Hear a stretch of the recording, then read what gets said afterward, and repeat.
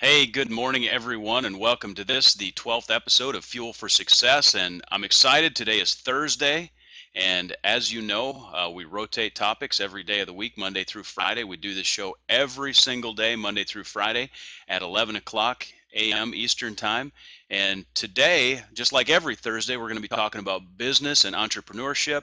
I'm excited about that. Matt and myself are both entrepreneurs, and so this is a topic that's close to our heart. And if I could just for 1 second, I was thinking this morning, do you know how blessed we are, those listeners and those that are joining us today that live in the United States? We have so many opportunities in front of us that less than 4% of the world's population lives in this nation, and the opportunities are endless in front of us. So if you want to be an entrepreneur or a business person, this is the place to be. I feel sorry for my friends that live in other countries that are on here, but I'm sure their countries are great in their own way. But God bless America. I'm thankful to be able to be an entrepreneur here. Hey, good morning, Matt. How are you doing this morning? Buddy, I'm really good. I'm really good. But the thing of it is, and what you said is right, but I've met a lot of people that are not from America that come to America and put us to shame. They work circles around us. They're more disciplined. They're better with their money. They say no to pleasure a whole lot better than we do. So I think, yeah, we have opportunity here.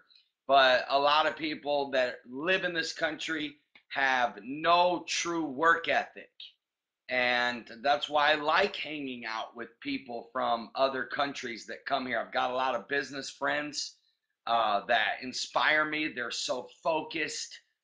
They work hard. They're disciplined. They're not out living like gods and living beyond their means. They save money. They're not materialistic. They give. They have good morals, good values. So I think there's a lot we can learn in many ways. But you're right. We that live in this country, we are so blessed when we consider what people go through to get to this country that we wake up in every day with so many opportunities.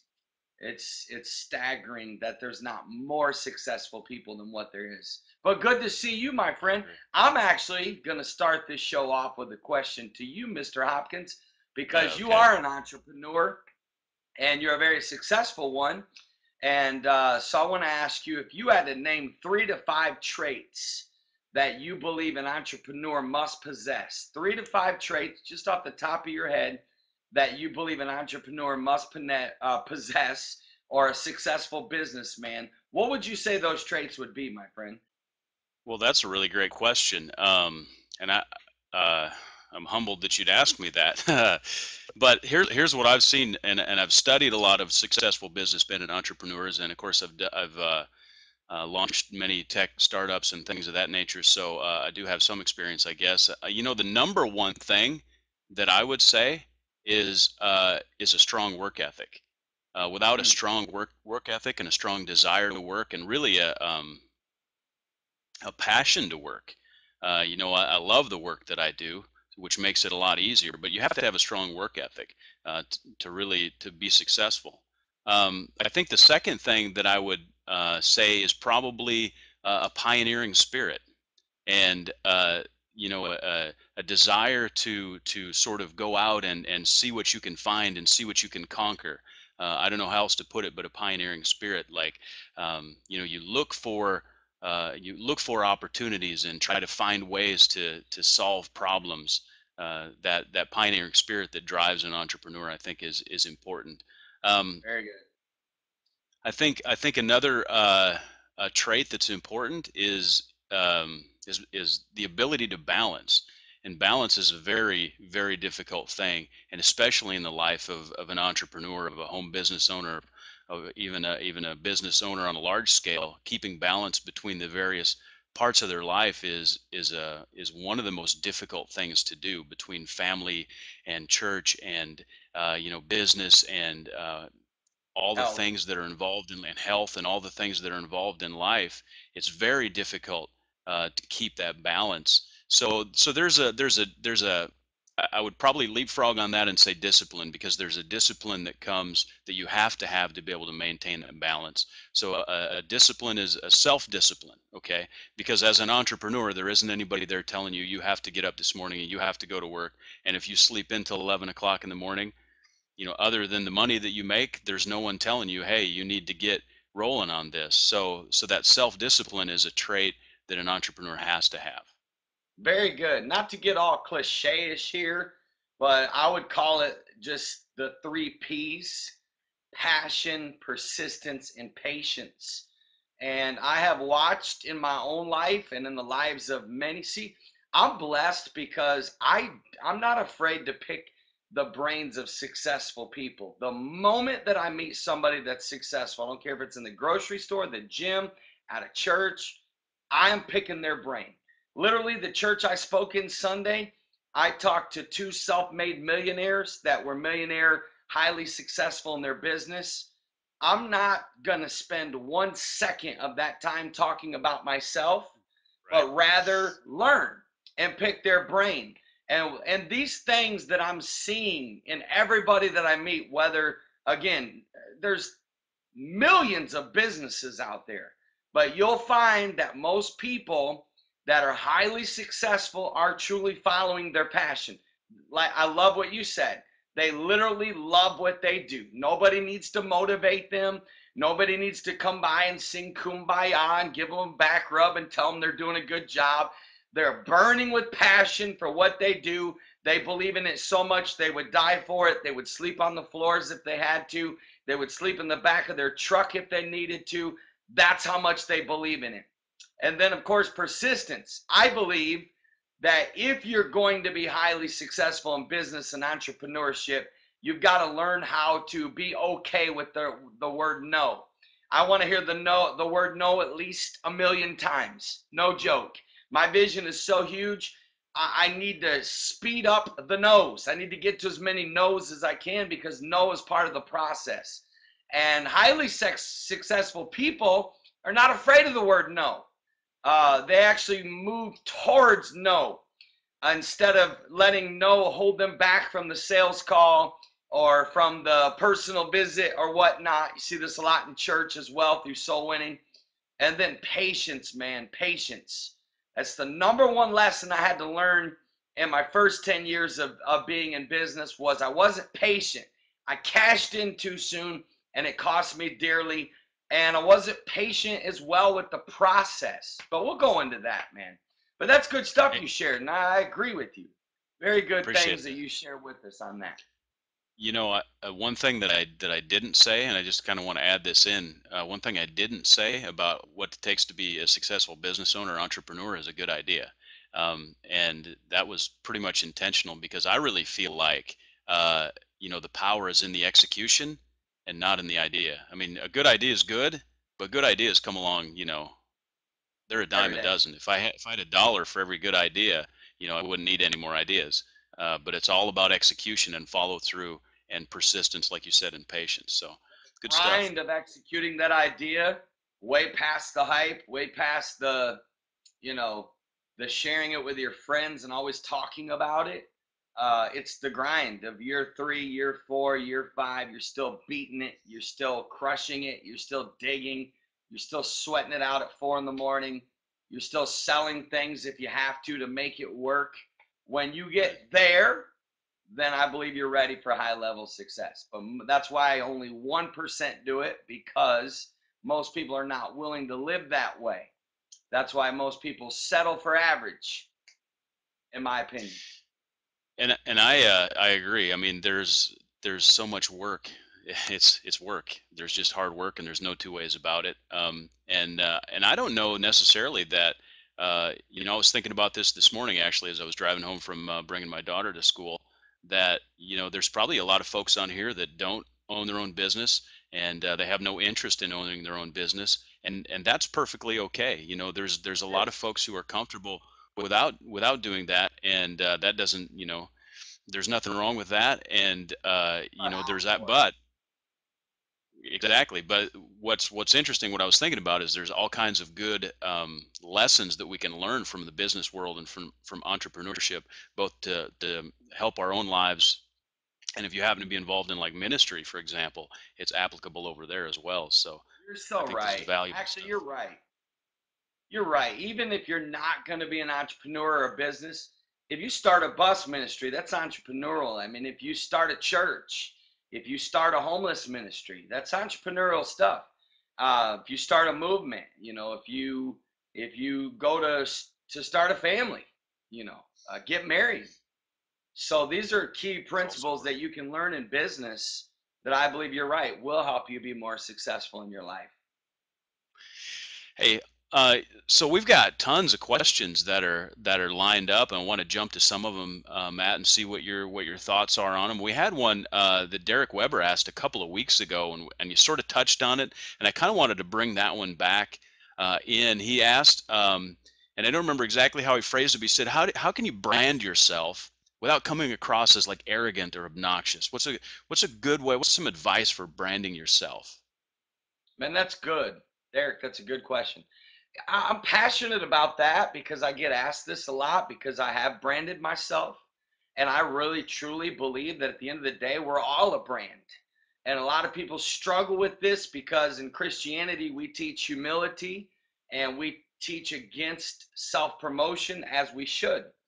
However, that has to be balanced as well because in the world of business, the death of your business is obscurity. If they don't know who you are, okay, even the gospel, if people don't know who Jesus is, then there's no way of helping them. So I'm going to give you 5 things in my opinion, Derek, that is key to this, to breaking out and branding yourself without coming across obnoxious. Here's the number one absolute most important element of that is starting with you being authentic. When you're a real person, even when you're misunderstood over a period of time, the real you, the authentic you, the person that's genuine, even when you're misunderstood, later through years, people that misunderstand you actually come back to respecting you. It's just the way it works. When you're real and you're genuine, even when you come across ways that rub people wrong, the moment they meet you, the moment they actually get to have a real conversation with you and see you in person, this literally happens to me everywhere I go because my personality on social media, I do rub people the wrong way. I'm well aware of that. I'm comfortable with that. I'm definitely always for improving myself to do it less, but I don't see any way around it. I don't see any way around dominating and building a brand than knowing that you're going to rub people the wrong way. You're going to come across, case in point, someone like Donald Trump. The guy's got 1 million followers on Facebook, right? But he's probably got, if they had a Facebook called I Hate Donald Trump, there'd probably be 1 million people on that Facebook.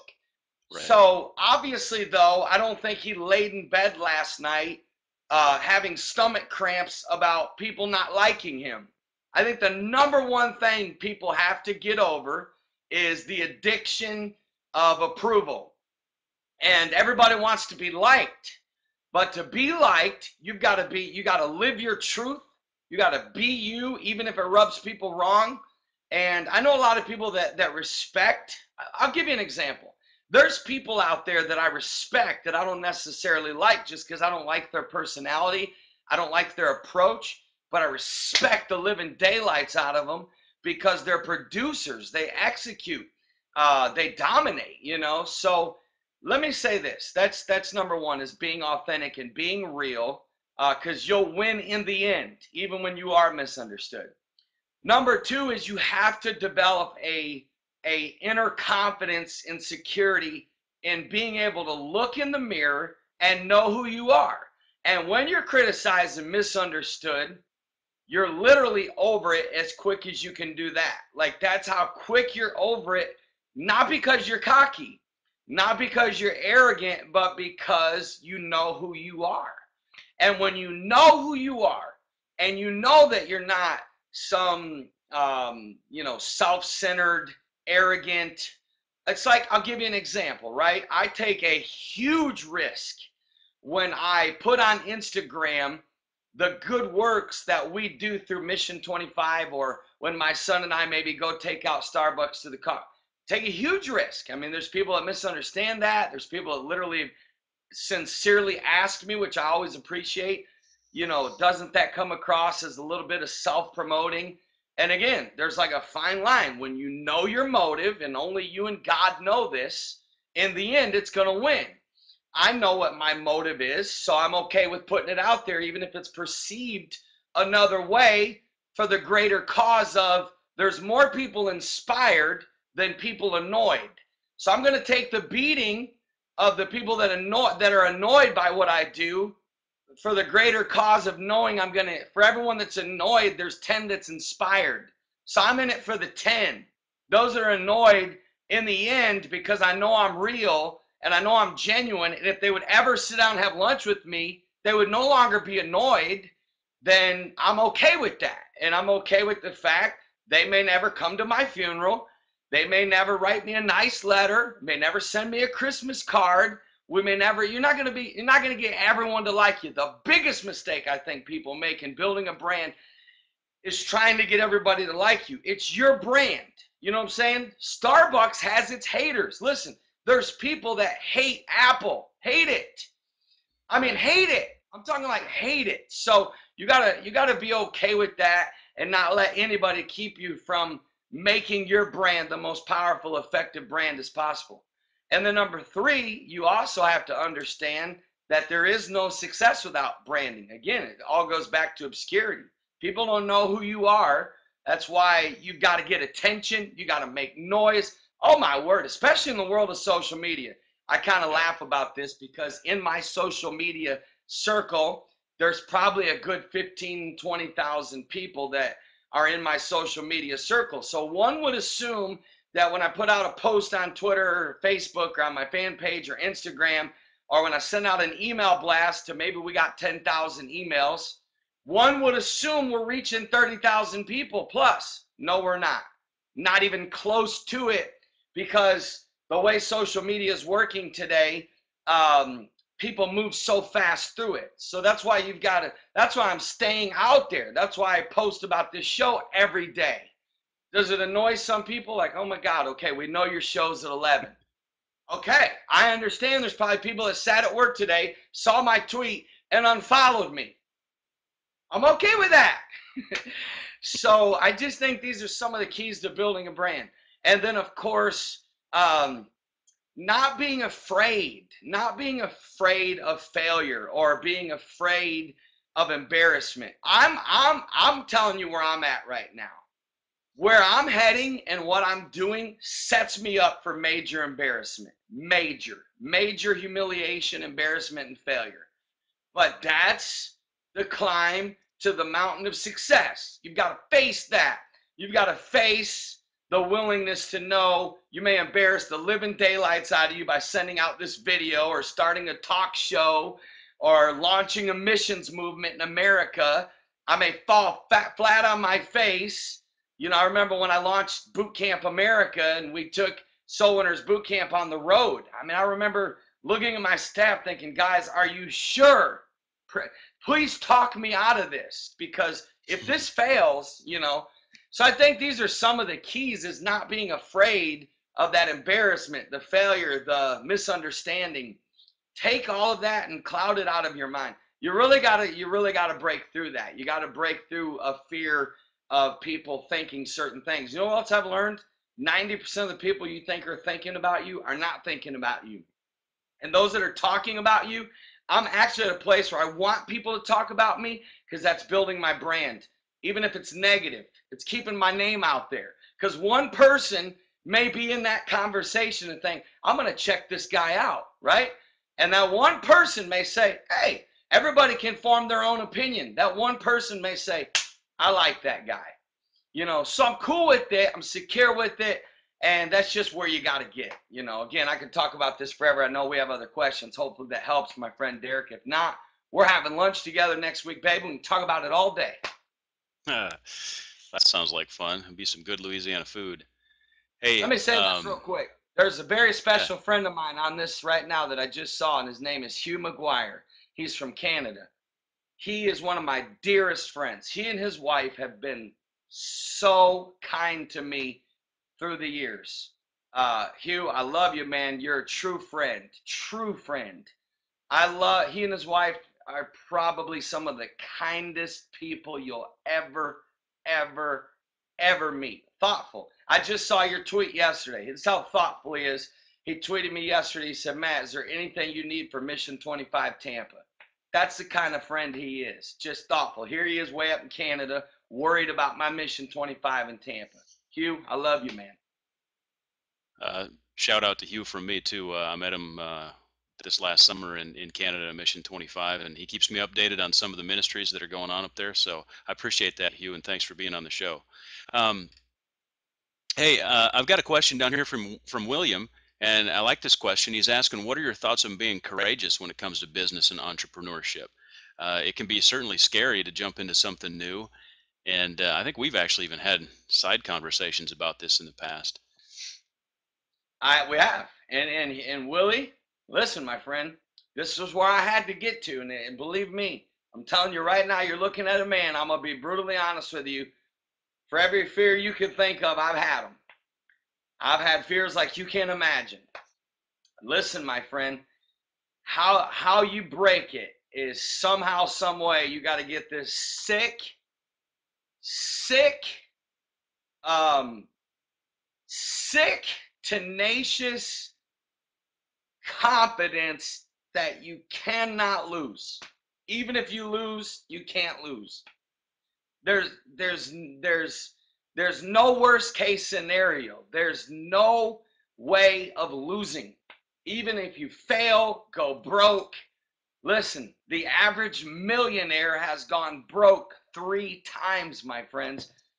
The most successful people in the world have had massive failures. Knowing this, it's going to keep you going when you hit rock bottom, you fall on your face, you embarrass yourself, you blow it.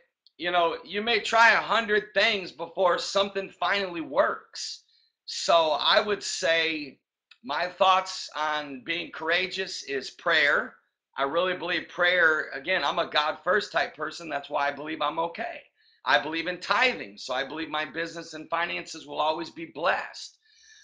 So knowing that you live a God first life and trusting in the process of what you do. And again, your product being so amazing. Like when I say what I'm about to say, Mission 25 is going to become the most amazing missions trip experience in the entire United States of America. I mean, if there's I don't say this arrogantly. I know that. I know that what we're going to bring Friday and Saturday will be unlike any missions trip experience in the United States. So that helps me be courageous knowing that, we're still trying to get the word out. I mean, remember, we did Soul Winners Boot Camp 5 years. Even within my own movement, people still don't know what Mission 25 is. Some of my own dearest friends are like, yeah, what's that thing you're doing again? So we're like at ground zero here, rebuilding and hustling. But when you believe in it, that brings that courageousness, that fearlessness that says it's going to work. I don't need plan B. Please don't even talk to me about plan B. There is no plan B. Plan A is of God. Plan A is burning in my heart, and it's going to work. When you know what you're doing is of God and your passion, you got to get God involved. I'll tell anybody this. Listen, I tell every businessman I know, even if they're not Christians, you need to read the book of Proverbs. I sleep every night to the book of Proverbs playing all night long in my room.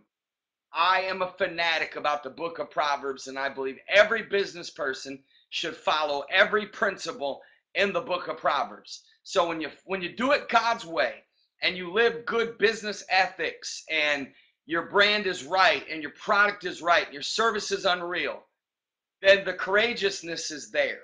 And then, of course, you have nothing to lose. I mean, if I lose it all, I'm okay with that. I don't want to lose it all, but I've lost it all before twice. So if I lose it all again, I know how to get back. And like Mike said, I live in America. I can go sleep in a homeless shelter and still become successful.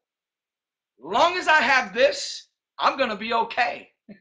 Because I got friends I can call, I've got connections I can call. So as long as you don't take away my phone or the internet in this society, somebody right now that's homeless, I thought of this the other day. If I was homeless, I would find my way to Barnes and Nobles every day, and I would read. Because I honestly believe reading is the key. I really believe personal growth is the key.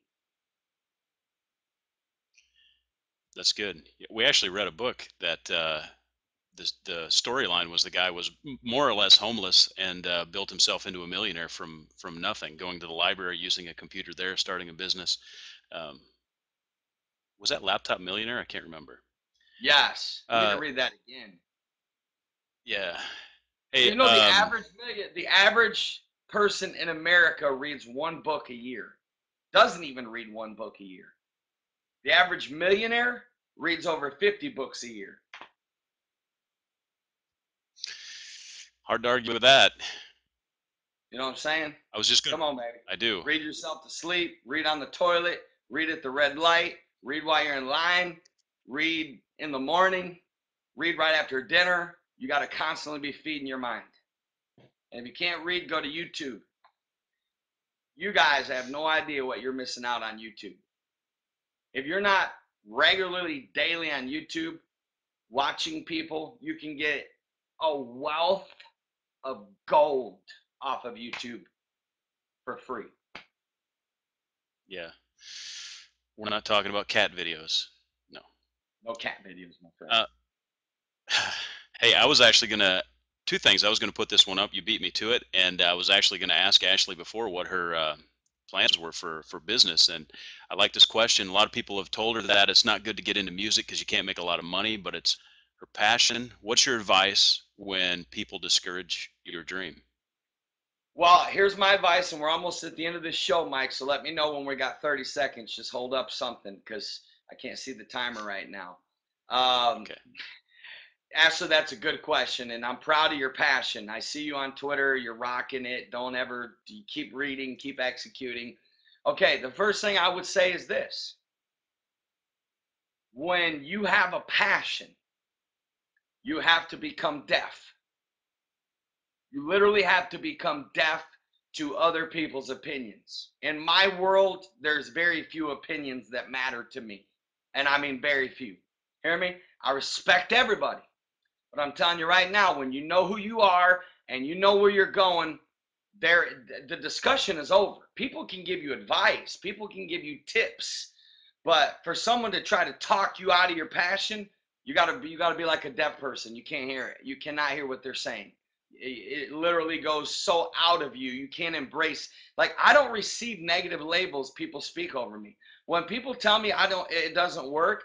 I like literally like I zone out my brain. My brain just starts. I get in this zone to where like they're looking at me talking and I can't hear it because I totally tune them out because I know they're a naysayer and a wet blanket and they're negative. So I like getting this it's like this energetic zone to where like it's like a wall in my brain. It can't get there. But you know what I'd say to you, Ashley? Always 100% of the time, follow your passion because I'm going to tell you what I know about money. Money has an energy to it. Money is spiritual. People don't understand that I really believe that one of the reasons more people are not attracting more money is because they're not following their passion. Money has a way of following people that follow their passion. It has a way of chasing you and showing up. And it just does. I mean, it just does. Listen, follow your passion. If you're not making a lot of money doing your passion, remember at the end of the day, it's not all about money. It's about doing what you love because I'd rather do, like, for example, my passion. How much time do I have, Mike? 45 Seconds? seconds. My passion is my son, Caleb. That's my passion in life, right? I would do anything. Literally. I would work at McDonald's, Taco Bell, and Sears if I had to do whatever I had to do to stay close to him. Good job, Mike. Got a little sticky note for me. I'm going to go back into this next week, Ashley, because that's a good question. And then follow your passion and then just go marry somebody wealthy and you won't have to worry about money. That's good practical advice, my friend. Okay, listen, I love you guys. The show is over. I'll see you tomorrow. Tomorrow's going to be great. It's going to be about family and relationships. So to watch any archive, all you got to do is go to fuelforsuccess.tv. Please continue to interact. I appreciate everybody in the chat box. We'll get to your questions. We save them all. Looking forward to seeing you tomorrow about family and relationships. We've got some great topics. Mike, love you, man. Call you in a little bit. Appreciate you guys. Sounds Stay good. connected on Twitter and Facebook. Let us know how we can greater serve you through this show. God bless. I'll see you all tomorrow. Go follow your passion, my friends.